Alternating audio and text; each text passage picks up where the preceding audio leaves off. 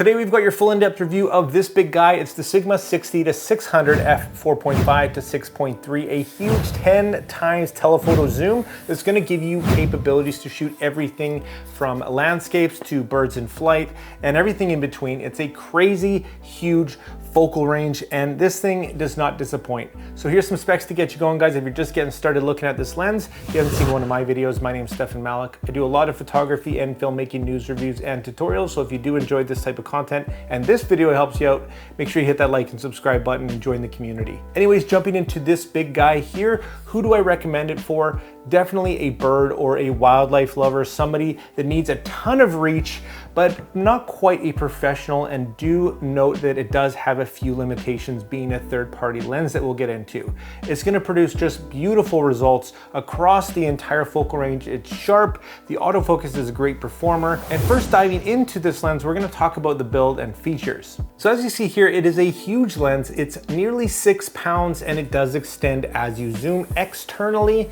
Now, it is big and heavy, meaning that you're probably going to be fatigued quite a bit. So taking this thing for a hike or out for the day or a weekend is really going to be tough on you.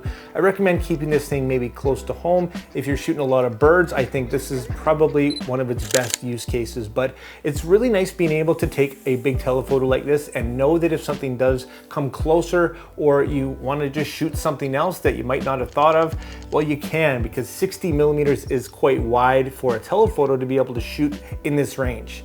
Now, it is heavy like I mentioned, but it's built very well. In typical Sigma fashion, it's big and heavy, but it's also really great feeling. It's rubberized, it's rugged, and it does have a big, really grippy, nice zoom ring here. It is gonna take a little bit of a revolution to get from 60 to 600, and that's to be expected. It does have, of course, manual focus as well, and we'll get into the manual focus override capabilities of this thing later. But it is nice and easy to use this manual focus ring here if needed. It feels pretty good in your hand, and it does taper down a little bit at the front, just like the 150 to 600. Now, it does have all the bells and whistles you're looking for, including an automatic manual focus switch, a focus limiting switch. It's got image stabilization built in, of course, and a custom dial so that you can fine tune this thing using your 2 focus hold or focus set buttons. It's also got a zoom lock switch here, which you can lock at little intervals throughout the range here that are kind of hard stops, but not anywhere you want. So do keep that in mind. That's kind of nice, and you will need that lock switch if you are walking around, because the thing will creep on you. That is just definitely going to happen. So I'm not sure why they didn't include the 3 selector switch from the 150 to 600 that allowed you to set either locked or a soft or a tighter feel, which would have been really nice, but it is what it is. It also has a nice tripod foot here mounted right on it, and just with the turn of the dial here, you can actually put that anywhere you want. Also has hard stops, and that's gonna let you quickly and easily mount it and change your orientation on a tripod, because you might have this thing being 6 pounds on a tripod more than you think. So on the front of the lens, you're gonna find a massive 95 millimeter filter threads. So if you do plan to use filters on this thing, it's gonna be pricey. Keep that in mind, but probably you're not gonna stick them on anyways. It does have a removable lens hood here that does thread on like that, quick and easy. And on the back, of course, you'll have a nice metal mount. Nothing too crazy here. Yes, it's weather sealed. It's got a little rubber gasket for confidence. And overall, everything that you'd really expect out of a Sigma lens these days. It is a sports lens, so not too many in that category. And overall, for build and features, this thing has definitely got exactly what you're looking for. No complaints here, and I give it 4.5 stars. Next, we'll do a deep dive into this lens's performance, starting with the aperture range here.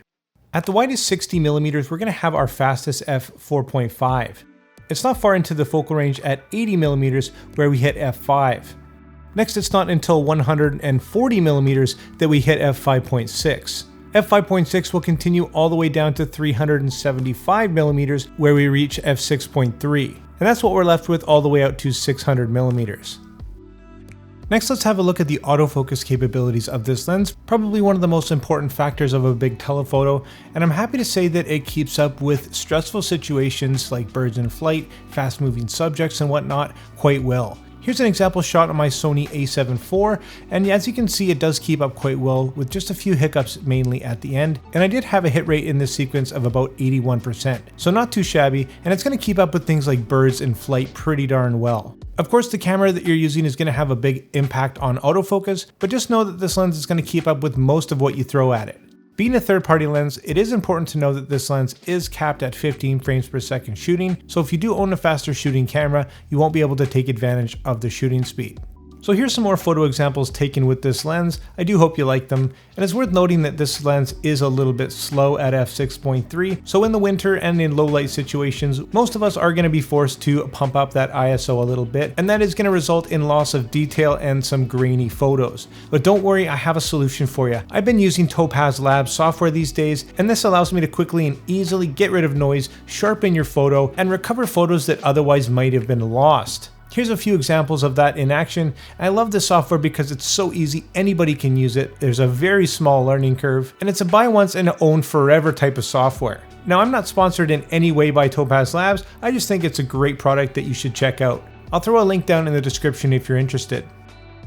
Now obviously this lens has an incredible focal length from 60 all the way to 600, but that begs the question on whether or not there has to be sacrifices in terms of image quality. To answer that, let's have a closer look at the sharpness and optics of this lens.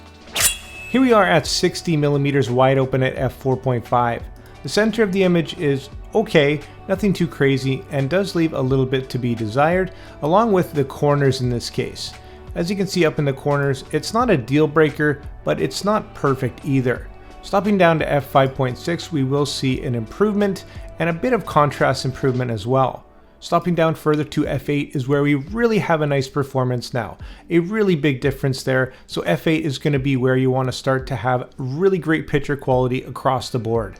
Stopping down further to f11 here, we can see that the center of the image is razor sharp. Now into the corners is definitely a much better performance than wide open as well. Stopping down further to f16, we can see that it's still a good performance with maybe just a touch of softness compared to f11. We can stop all the way down to f22 here, still a usable image, nothing to write home about. Overall at 60mm, I'd stay away from the wide open apertures, but once you do stop down a little bit, we're looking good. Here we are around the center of our focal range now. Our widest aperture is f5.6. The center of the image is much better compared to 60mm wide open, and into the corners is looking pretty darn good. Stopping down here to f8, I'm sorry to say that I have a little bit of what looks like camera shake going on, so it's really not a fair comparison, but trust me when I say the image quality is a bit improved. Down to f11 looking sharp and decent in the corners.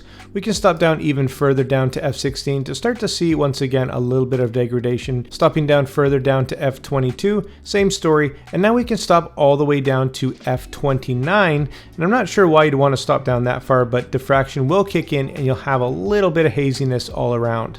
And finally, here we are at 600mm where it counts. In the center of the image, we're looking really good. A great performance in terms of sharpness, and as we get into the corners, it's the same story. Not perfect in the very corners, but it is a pretty darn good performance. This is wide open at f6.3. Stopping down now to f8, we can see those corners brighten up a little bit. The corner sharpness is about the same. Stopping down to f11 here, it's just about the same story. Down to f16 we can start to see a little bit of degradation, down to f22 now, and this time we can stop all the way down to f32, and overall still a usable image. We will just see again a little bit of softness start to creep in. Overall for sharpness, it looks like this lens does suffer a little bit at 60mm wide open, but in my experience it's more than usable, and the middle and the telephoto side of things are looking pretty darn good. In terms of distortion and vignetting, we can see here at 60mm there's a little bit of distortion to speak of, no deal breakers, and in terms of vignetting there is a little bit here. If we stop down to f5.6 it is still there, down to f8 and we can see it definitely brighten up a little bit. In the center of our focal range once again, we can see that there's just a tiny bit more distortion and the vignetting's about the same story. Here we are at f5.6, stopping down to f8 once again to see it pretty much disappear, and down to f11 we can see that it's pretty much gone at that point.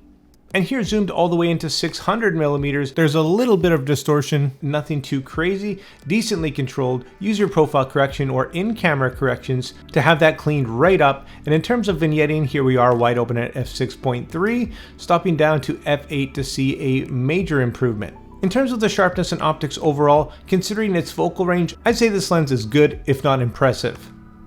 Next up is an important aspect of this lens. It's the image stabilization, and this is how it performs in all of its settings. This is off compared to on, which is very impressive in mode 1. This is for regular hand holding. This is going to be mode 2 here for panning, which you can see is just a little bit less stable than if you were looking for a static subject. And once again, this is off compared to, once again, on. Very, very impressive, and great job to Sigma on their image stabilization of this lens. And here's a look at a few photos showing you the image stabilization utilizing a low shutter speed. Now, the rule of thumb is you want to use about twice the focal length in terms of shutter speed, and we're going to really push this thing to its limit here. This is 1/250th of a second here, and it's nice and sharp here, but let's push it all the way down to see what we can get. Here is 1/60th here, zoomed in a little bit, still nice and sharp, lots of detail there. Going down to 1/80th of a second, once again, still looking pretty darn good. Impressive on a 600 millimeter lens, and this is all at 600 millimeters, of course. Here we are at 1/40th of a second, still looking sharp enough. Down to 1/25th, still looking good. And here we are at 1/6 of a second. We're starting to get a little bit of noticeable softness here, but still, if you ask me, a completely usable image. And finally, down to 1/4 of a second here is where things start to fall apart. So overall for me, very impressive image stabilization, both in photos and video. Next up, with 9 aperture blades, we're gonna have a look at the bokeh of this lens now, and it's actually pretty nice. We don't expect much out of a huge telephoto, and that's not why we buy these lenses anyways. But when you are zooming in, you can get some nice compression, and really at any focal length, there's an opportunity for nice foreground and background transitions. I'll let you be the judge, and let me know what you think about my test photos down in the comments. Overall for performance, I think this lens is a winner. From great image stabilization to an incredible focal range and good optical performance, there's not much to not like about this lens, and I give it 4.5 stars. Finally, let's touch on the value of this lens.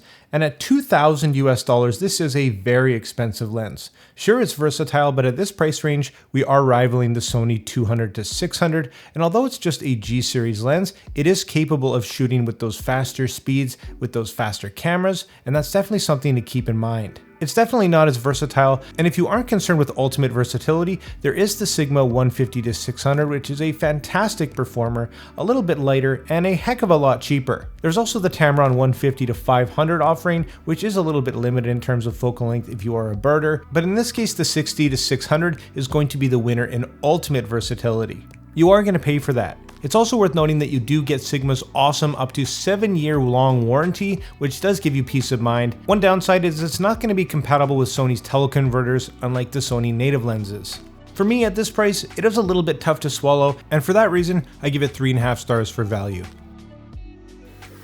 Wrapping up, guys, I think there's a lot to say about this lens. Being the most versatile big telephoto on the market is an amazing feat of engineering, and Sigma deserves some big props for that. Here's my personal pros and cons as usual, and of course, if you are a subscriber, you know that I like to rate things on a scale from never think about again to consider to definitely buy. And in this case, if you're looking for a giant telephoto and you also want the versatility of something a lot wider, you're not worried about the big heavy weight and the price isn't an issue, then I would strongly consider this one.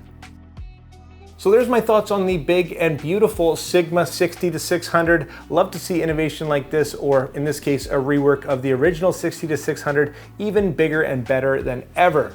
Guys, if you did want to pick this lens up, I will drop affiliate links down below. Thanks so much for watching the video. If it did help you out, make sure you hit that like and subscribe button, join the community, and like always, make mistakes, be yourself, and get out there and take some more pictures. See you next time.